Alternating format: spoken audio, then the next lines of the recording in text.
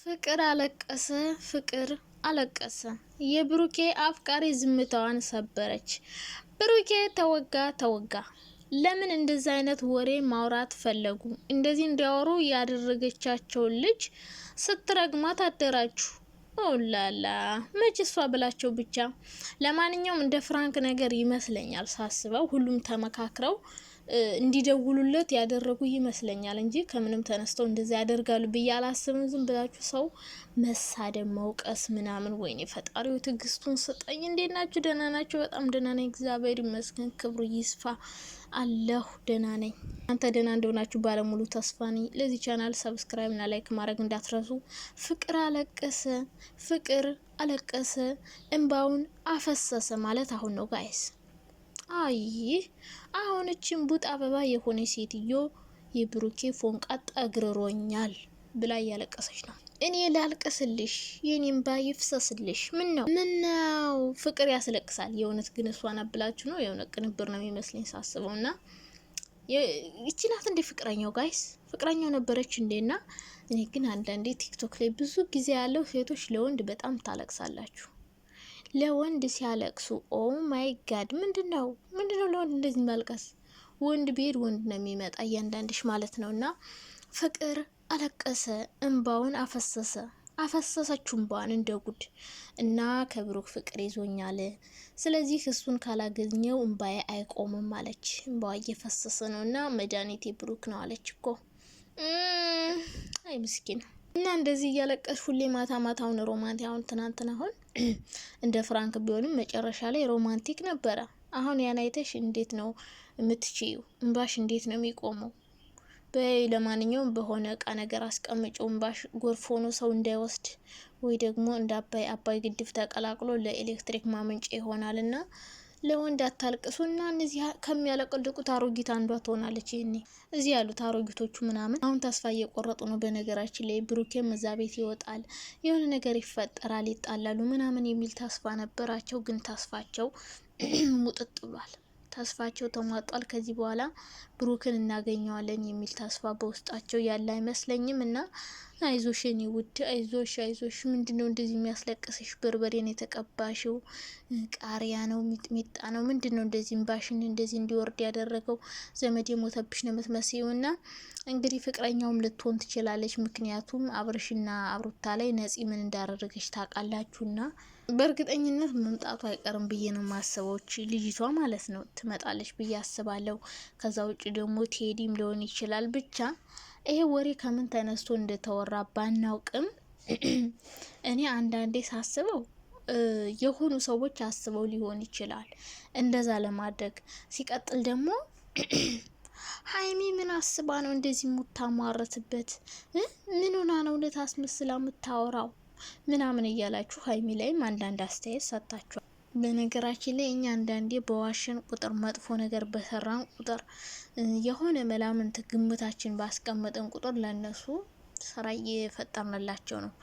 እነሱ ምንድነው ያደረጉት? የተወራውን ነገር በድራማ መልኩ ወይም ደግሞ እኛን በሚገባን መልኩ አድርገው ነው ሊያስረዱን እንጂ የሞከሩ ሌላ ነገር ነው ብዬ አላስብም። እኔ ቀድሜ ራሱ አይቻለሁ፣ ቲክታክ ላይም ዩቲዩብ ላይም ሲሰሩ አይቻለሁ። እኔ መጀመሪያ ግን ይሄን ነገር እንግዲህ ሲያዩ ምናልባት ይህ ሀሳብ መጥቶላቸው ነው ብዬ ነው ማስበው እንጂ ሀይሚ በብሩክ ላይ ምን ታሟረታለች? እያንዳንድሽ ማለት ነው ኮተታም ሁሉ ማለት ነው። ከሀይሚ የበለጠ ልታስቡለት ነው እንዴ? ምን ነው አለቅላቂ ሁላ ከሀይሚ እንበልጣለን። አራ ለብሩክ ከሀይሚ አስበልጦ የሚያስብለትም ሆነ የሚያዝንለት ሰው የለም በነገራችን ላይ። እና ሀይሚ ለብሩክ መጥፎ ነገር የምትመኝ ሴት አይደለችም። ሲጀመር ጥሩ ነገር ነው ለሱ የምትመኝለት።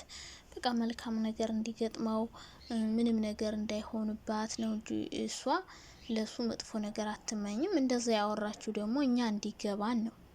እሷም እኛ የሰማነው እነሱም ሰሙ አይደለ? ሲወራ ሰሙ። ከዛ ምንድነው ብለው እነሱ በእኛን በሚገባን መልኩ በድራማ መልኩ አድርገው አመጡልን ማለት ነው። በእርግጥ ይሄ ነገር ሲወራ ማለት ነው ቤተሰብ ይደነግጣል። እናት አባት ዝም ብሎ ያለ ምንም ነገር ሲወራ በጣም ይደነግጣል። ማይደነግጠው አብሯችሁ ያለው ሰው ብቻ ነው።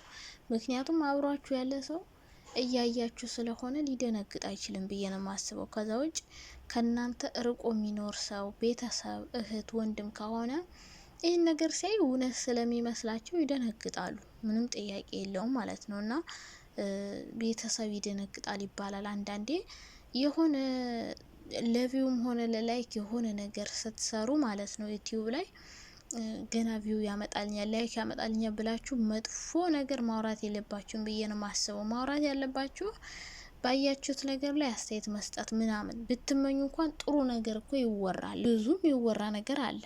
መዋሸት ከፈለጋችሁ ጥሩ ነገር አትዋሹም እንዴ? መጥፎ ነገር ከምትዋሹት እና አንዳንዴ እኮ ቤተሰባችሁ ወይ የደም ግፊት ወይ ስኳር ምናምን ያለበት ሰው አለ አይደለ?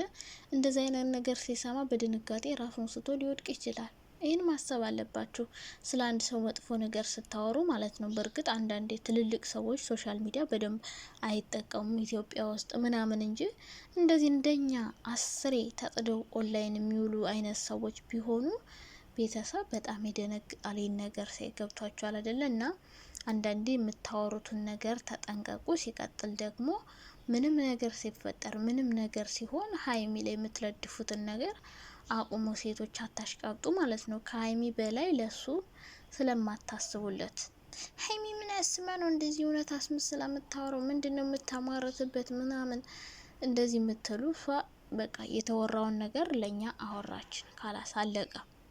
ደግሞ ይሄ ስራ ነው ገባችሁ? የስራው ስታይሉ ነው።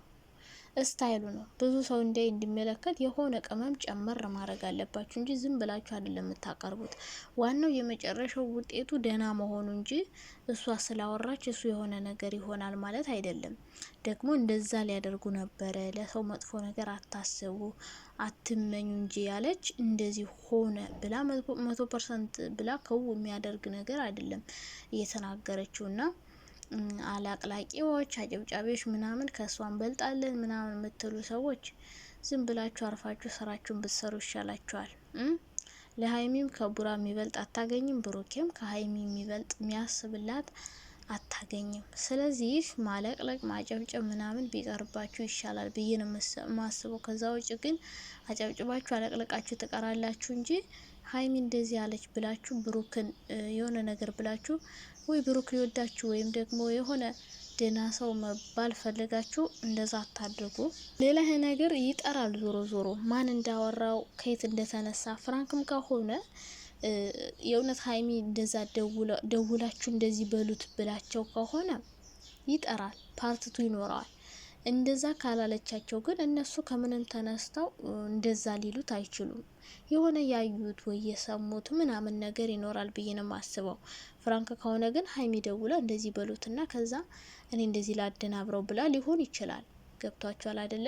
ስለዚህ ስራ ስለሆነ ምንም ነገር ቢሰራ የሆነ የሚያስከፋ የሚያስደብር ነገር እስከሌለው ድረስ ብዙም ተቃውሞ ይኖረኛል ብዬ አላስብም። ከዛ በተረፈ አፍቃሪዋ ደግሞ እንደዚህ የምታለቅሽው የምር ፎንቃይዞች ነው። የምር ግን እንደዚህ የምታለቅሰው ምን ሆና ነው? የከፋት ያሳዝናል ነገር አለ ወይ ደግሞ ቅንብር ነው ብዬ ነው የማስበው እንጂ ማንም ሰው ከወንድ ጋር ሆኖ እንደዚህ አይለቀስም ማሬ አይለቀስም። እንዴ ፍቅርን እኮ አስለቀስሽው፣ ተስፋ አስቆረጥሽን እኮ የኔ ውድ።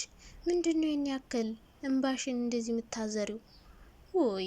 ወይ አፈር በበላውልሽ። አይዞሽ። ለማንኛውም ሬል እንግዲህ ፍቅረኛ ነን ያለችው ልጅም ልትሆን ትችላለች። ብቻ እንግዲህ ቀጣይ ብዙ ነገሮችን የሚያሳዩን ይሆናል ብዬ አስባለሁ። እንደዚህ ጭቅጭቅ ንትረክ ምናምን የሌለው በቃ ጥሩ ደስ የሚል እንደ ሰሞኑ እንደሚሰራው ቪዲዮ አይነት ይሰሩልናል ብዬ አስባለሁ። ከዛ ውጭ ባይ ባይ፣ ወዳቸው